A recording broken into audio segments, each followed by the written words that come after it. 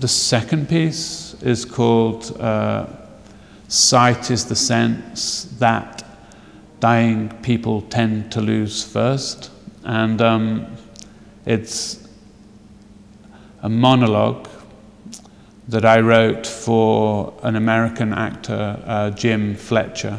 He's worked a lot with Richard Maxwell, who's an American playwright and director. And the first thing that I noticed when I saw Richard's work for the first time was that he and his actors share this thing that I guess Forced Entertainment have worked with a lot, which is a certain kind of blankness of presence, a certain kind of simplicity, and like they don't give a lot. What they do is they stay quite blank and quite calm, and for me, because of that, as a viewer, I rush in. Like I want to fill all that space that they create. Jim, as a performer, has this, extraordinarily still and calm and level presence. And he has this way of dealing with text that is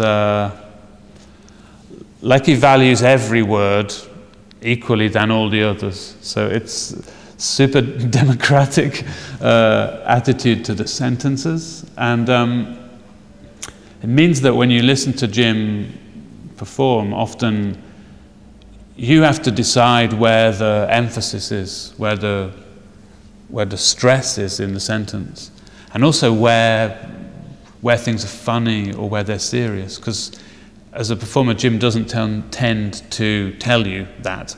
It's really for you to figure out. And I was working on a text which is a kind of catalogue. It's a catalogue of attempts to define things in the world. So examples would be a chair is something with 4 legs that you can sit on. A horse is something with 4 legs that you can ride on. Cars can go faster than horses. So the text is this attempt to kind of describe the world, moving from one thing to another, to another, to another, and in no particular order. So it's kind of extremely disorganized encyclopedia, constructed with no specialist knowledge. I often used to think while we were working on it that it was like Jim was describing the world to a child, one who'd never been outside, or maybe to aliens who planned on visiting Earth but had never actually experienced it or seen pictures of it. But also, at the same time, there's a kind of poetry and a kind of beauty to this attempt to try to grab hold of and fix the world in language. And the other thing that we used to talk about a little bit, I guess, was this idea that, which comes from the title, it's almost like this person dying or thinking about dying, and in their last moments reaching out to clutch or touch the world that they can remember.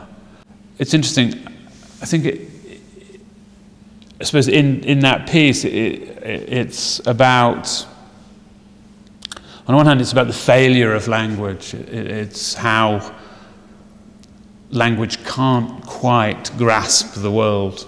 It tries very hard, but it can't quite do it. And often Jim's attempts to tell you what things are, absurdly reductive and simple, and they make you laugh because they're inadequate, I suppose.